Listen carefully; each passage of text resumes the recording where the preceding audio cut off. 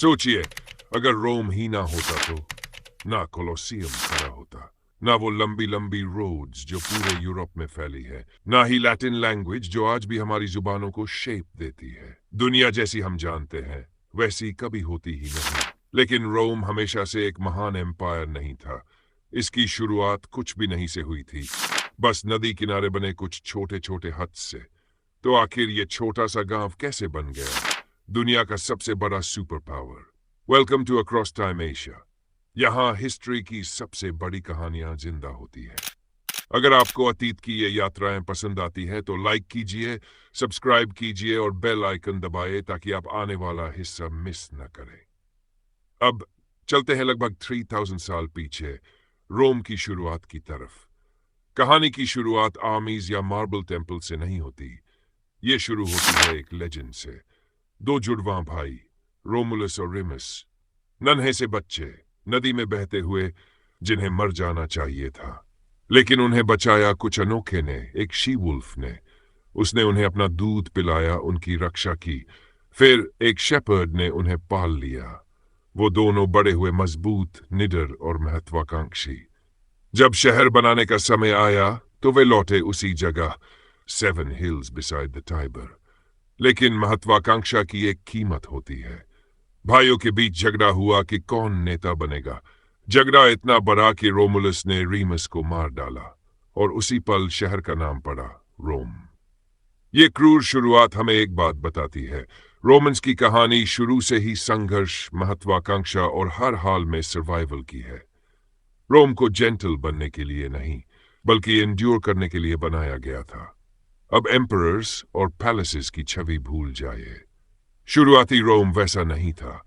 मिट्टी के हट्स जिनके छत पर बस घास फूस, खेतों में झुके हुए किसान, पहाड़ों पर अपनी भेड़ों के साथ शेपर्ड्स, लकड़ी की बाड़ें जो बार बार रेडर्स तोड़ देते।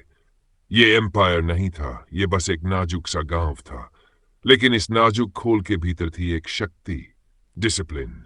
रोमन्स मानते थे कि देवता उन्हीं को पुरस्कार देते हैं जो ड्यूटी निभाते हैं और आलसी लोगों को दंड देते हैं।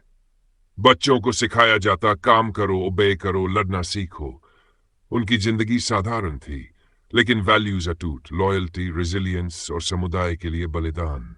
जब और ट्राइब्स हार कर बिखर जाते, रोम सीखता और बदलता। जब बाकी हार मान लेते, रोम फिर उठता। हर हार एक सबक बनती, हर सेटबैक एक सीढ़ी। रोम धीरे धीरे बढ़ा।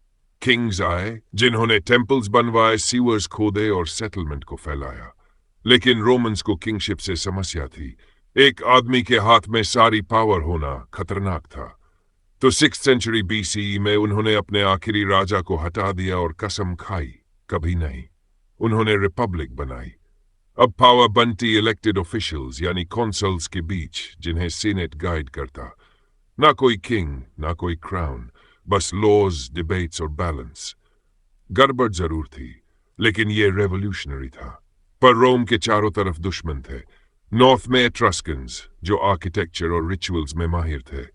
साउथ में ग्रीक्स की कॉलोनीज जिनके पास उन्नत कल्चर और आर्मीज थी।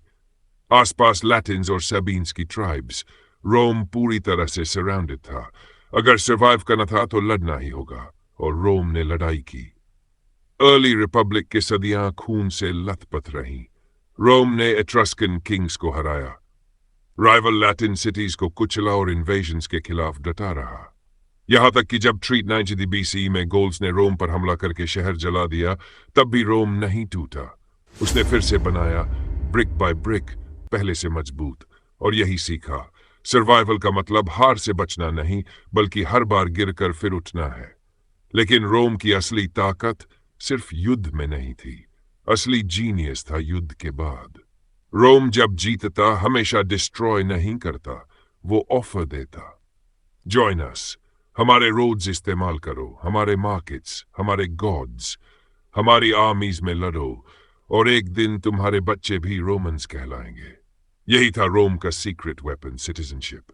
सोचिए, आप एक छोटे इटालियन टाउन के सोल्जर हो। आप रोम से लड़ते हो और हार जाते हो, लेकिन एग्जाइल की जगह रोम आपको अपने में शामिल कर लेता है। अब आप रोमन लीजेंस के साथ मार्च करते हो, रोमन आर्मर पहनते हो, रोमन लॉ के तहत जीते हो। अब आप अपने छोटे गांव के नहीं, एक बड़े सिस्टम के हिस्से हो। रोम सिर्फ लैंड नहीं, दिल और आइडेंटिटीज भी जीता था। हर युद्ध के साथ रोम का असर बढ़ता गया। सैमनाइट वॉर सबसे कठिन थे, पहाड़ी ट्राइब्स के खिलाफ जिन्हें हर चोटी और घाटी की पहचान थी। ये वॉर्स दशकों तक चले, एम्बशेस और सीजेस से भरे। लेकिन रोम ने अडेप्ट किया, अपनी आर्मीज बदली, नए रोड्स बनाए और लगातार आगे बढ़ता रहा। जीत धीमी थी लेकिन निश्चित। फिर एक नया दुश्मन आया, पिरस ऑफ एपायरस, एक ग्रीक किंग जिसके पास वॉर एलिफेंट्स थे, ऐसे जानवर जिन्हें रोमन्स ने पहले कभी नहीं देखा। शुरू में पिरस ने बड़ी विक्ट्रीज जीती, एलिफेंट्स ने रोमन ट्रूप्स को डरा दिया, उनकी लाइंस तोड़ दी। लेकिन जीत की कीमत बहुत भारी थी, इतनी भारी कि उसने कहा, another victory like this and I am undone. आज भी हम कहते हैं पिरिक विक्ट्री। रोम ने बैटल्स हारी, लेकिन पिरस ने युद्ध हारा। आखिर में ग्रीक्स पीछे हट गए और इटली में रोम की शक्ति बिना चुनौती के खड़ी हो गई। By the 3rd century BCE रोम ने वो हासिल किया जो नामुमकिन लगता था। एक छोटे गांव से अब वो इटली का मास्टर बन गया। पॉपुलेशन बढ़ा, आर्मीज अनमैच्ड थी, एलाइज ट्रीटीज और सिटीजनशिप से बंधे। रोड्स हर जगह फैले थे जो सोल्जर्स और मर्चेंट्स को तेजी से जोड़ते थे। रोम अब सिर्फ एक शहर नहीं था, वो एक सिस्टम था, एक मशीन, एक आइडिया। लेकिन समुद्र के उस पार एक और शक्ति उठ रही थी, कार्थेज। एक शहर जो ट्रेडर्स और सेलर्स का था, जिसकी विशाल फ्लीट्स पूरे मेडिटरेनियन को नियंत्रित करती थी। उसकी वेल्थ आती थी अफ्रीका, स्पेन और दूर दराज के ट्रेड रूट से। जहां रोम की ताकत जमीन पर थी, वहीं कार्थेज की ताकत समुद्र पर थी। और ये दोनों दुनिया डेस्टिन थी टकराने के लिए, और टक्कर हुई। जैसे जैसे रोम साउथ में एक्सपैंड करता गया, उसकी इन्फ्लुएंस कार्थेज से भिड़ने लगी। टेंशन्स बढ़ी, अलायंसेस टूटे और जल्दी ही युद्ध छिड़ गया। ये थे प्यूनिक वॉर्स, प्राचीन दुनिया के सबसे खूनी और नाटकीय युद्ध। ऐसे युद्ध जिनमें एलिफेंट्स एल्प्स पार करेंगे, बैटल्स रोम को लगभग खत्म कर देंगी और जीते जो रोम को मेडिटरेनियन का मालिक बना देंगी। मड हट से इटली का मास्टर बनने तक रोम ने असंभव को पहले ही हासिल कर लिया था। लेकिन कहानी तो अभी शुरू हुई थी। आगे थे और भी ताकतवर दुश्मन, ऐसी चुनौतियां जो रोम को तोड़ सकती थी, और ऐसे विजयों का सिलसिला जो मानव इतिहास की दिशा ही बदल देगा। अगर आपको रोम की ये शुरुआत पसंद आई हो तो वीडियो को लाइक कीजिए, अक्रॉस टाइम एशिया को सब्सक्राइब कीजिए और बेल आइकन दबाएं, क्योंकि अगले एपिसोड में हैनिबल अपने एलिफेंट्स के साथ एल्प्स पार करेगा, रोम तबाही के किनारे पर होगा और रिपब्लिक की किस्मत एक धागे पर टंगी होगी। ट्रस्ट मी, ये आप मिस नहीं करना चाहेंगे।